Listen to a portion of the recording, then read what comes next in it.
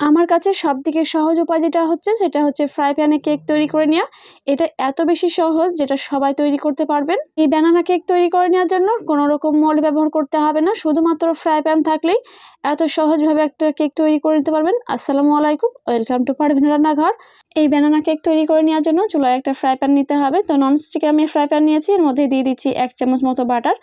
বাটারটা যখন একটু মেল্ট হয়ে আসবে তখন প্রত্যেকটা সাইডের এটা লাগিয়ে নিতে হবে। যেহেতু আমরা এই ফ্রাই প্যানের মধ্যে আমরা কেকটা তৈরি করব, তাই আমি প্রত্যেকটা সাইডে খুব ভালোভাবে বাটারটাকে লাগিয়ে নিলাম। এই কেকটা তৈরি করে নেওয়ার জন্য যদি আপনাদের কাছে বাটার না থাকে সেক্ষেত্রে আপনারা সাদা তেল ব্যবহার করতে পারবেন, তবে সাদা তেলে কোনো রকম ফ্লেভার থাকবে এমন ব্যবহার করবেন না। এখন আমি 60 গ্রাম মতো চিনি দিয়ে দিচ্ছি। কাপের পরিমাণ হচ্ছে 1/4 কাপ। তো আমি এই চিনিটাকে একদম ভালোভাবে ছড়িয়ে নিতে হবে। এই ফ্রাই প্যানটা যেন কোনো রকমভাবে ফাঁকা না থাকে, এর জন্য আমি চিনিটাকে এইভাবে দিয়ে দিচ্ছি। এই ফ্রাই প্যানে সমানভাবে চিনিটা দেওয়া হয়ে গেছে, এখন দেখে বুঝতে পারবেন। এখন চুলার জল অফ করে নিলাম আর এটা সাইডে রেখে দিব। এটা কিন্তু এখন থেকে মেল্ট করে নেওয়ার কোনো দরকার পড়বে না। এই কেকটা তৈরি করে নেওয়ার জন্য আমাদের নিতে হবে একটা ডিম। তো আমি একটা ডিম নিয়ে নিয়েছি, এটা রুম টেম্পারেচারে থাকা ডিম। যদি ফ্রিজে থাকে সেক্ষেত্রে আধ ঘন্টা আগে বের করে রাখবেন, এরপর কেকের জন্য ব্যবহার করবেন। কেকের জন্য এটাকে খুব ভালোভাবে ফেটিয়ে নিতে হবে প্রথমে ডিমটাকে। যখন খুব ভালোভাবে ডিমটা ফেটানো হয়ে যাবে তখন এর মধ্যে দিয়ে দিতে হবে 1/4 কাপ চিনি। আর এই চিনির পরিমাণ হচ্ছে 60 গ্রাম। তবে যদি আপনারা চিনির পরিমাণটা আরও বেশি বাড়িয়ে দিতে চান সেক্ষেত্রে কেকের মিষ্টিটা আরও বেশি হবে। এটা কিন্তু অনেক বেশি মিষ্টি হবে না বা অনেক বেশি মিষ্টি কমও হবে না। ডিম আর চিনি খুব সুন্দরভাবে মেল্ট করে নেওয়া হয়ে গেছে, এর মধ্যে দিয়ে দিতে হবে লিকুইড দুধ। 1/2 কাপ লিকুইড দুধ দেওয়ার পরও আরও 2 থেকে 3 চামচ মতো লিকুইড দুধ দিয়ে দিব। এতে করে কেকটা খুব সুন্দরভাবে তৈরি হবে। আর এই কাপের পরিমাণ হচ্ছে 130 ml। এখন আমি এর মধ্যে দিয়ে দিব 1 চিমটি লবণ। লবণটা কিন্তু মিষ্টি জিনিসে দিলে টেস্টটা খুব সুন্দর হবে। আর দিয়ে দিচ্ছি ভ্যানিলা এসেন্স 3 থেকে 4 ফোঁটা মতো। এতে করে দেখবেন খুব সুন্দর একটা ফ্লেভার আসবে আর ডিমের গন্ধটা থাকবে না। এই কেকটা তৈরি করে নেওয়ার জন্য লিকুইড দুধটাকে আগে থেকে জাল করে নিয়েছি, এরপর ঠান্ডা করে নেওয়ার পর ব্যবহার করলাম। গরম দুধ ব্যবহার করবেন না। এখন আমি এর মধ্যে দিয়ে দিব ময়দা। তো ময়দা ব্যবহার করছি 1 কাপ, আর তার সঙ্গে আরও 1/4 কাপ দিয়ে দিব। টোটাল আমি 1 কাপ আর 1/4 কাপ ব্যবহার করলাম।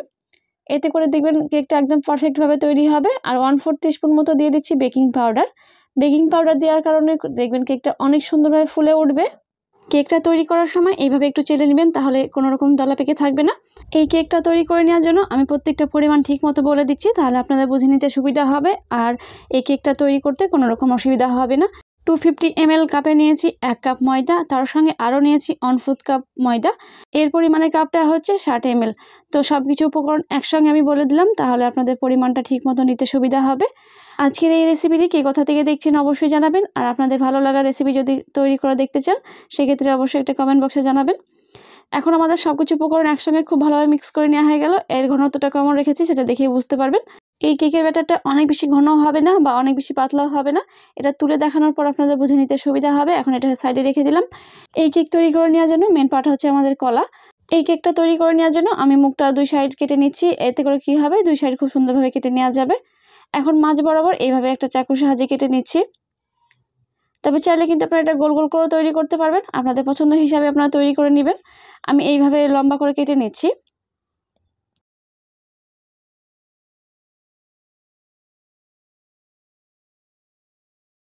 তো এইভাবে আমার কেটে নেওয়া হয়ে গেছে। এখন আমাদের কি করতে হবে, আগে থেকে যে চিনিটা রেডি করে রেখেছিলাম ফ্রাই প্যানের মধ্যে সেটার মধ্যে এখন এই কলাগুলো দিয়ে দিতে হবে।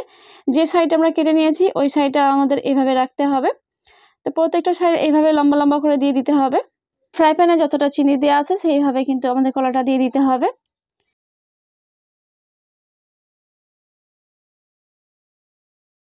ফ্রাই প্যানে যখন কলাগুলো দেওয়া হয়ে যাবে তখন এর মধ্যে যে আগে থেকে তৈরি করে রেখেছিলাম ব্যাটারটাকে সেটা এখন দিয়ে দিতে হবে এর মধ্যে। এই ব্যাটারগুলো একটু স্প্যাচুলার সাহায্যে সমান করে নিতে হবে। এরপর চুলার জাল অন করে এটাকে দিয়ে দিতে হবে প্রায় 15 মিনিট মতো। আর এই সময় চুলার জাল কিন্তু একদম লো ফ্লেমে রাখতে হবে, নাহলে কিন্তু তলার সাইডে একদমই লেগে যাবে আর পুড়েও যেতেও পারে। সেক্ষেত্রে আপনাদের লক্ষ্য রাখতে হবে 15 মিনিট একদম লো ফ্লেমে রাখার।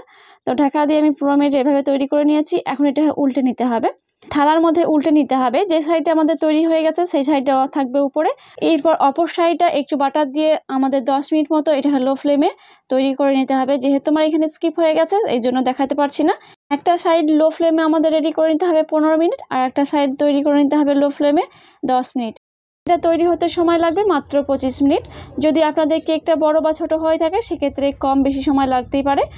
আমার এটা তৈরি করে নেওয়া হয়ে গেছে। কালারটা দেখে বুঝতে পারবেন মাশাআল্লাহ কত সুন্দর এসেছে। এটা খেতেও অনেক বেশি মজার। এই কেকটার মধ্যে কিন্তু অনেক সুন্দর একটা ফ্লেভার আসবে।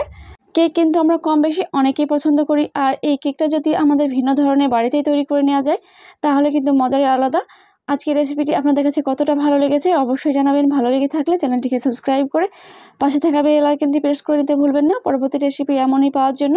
এই কেকটা কিন্তু অনেক বেশি মজার হবে, তার সঙ্গে ভেতরটা হবে একদম সফট। আজকের মতো এখানে বিদায় নিচ্ছি, আবারও কোনো নতুন রেসিপি নিয়ে হাজির হব। ততক্ষণ পর্যন্ত সবাই অনেক বেশি ভালো থাকবেন, সুস্থ থাকবেন এবং সবাইকে অনেক বেশি ভালো রাখার চেষ্টা করবেন। আল্লাহ হাফেজ।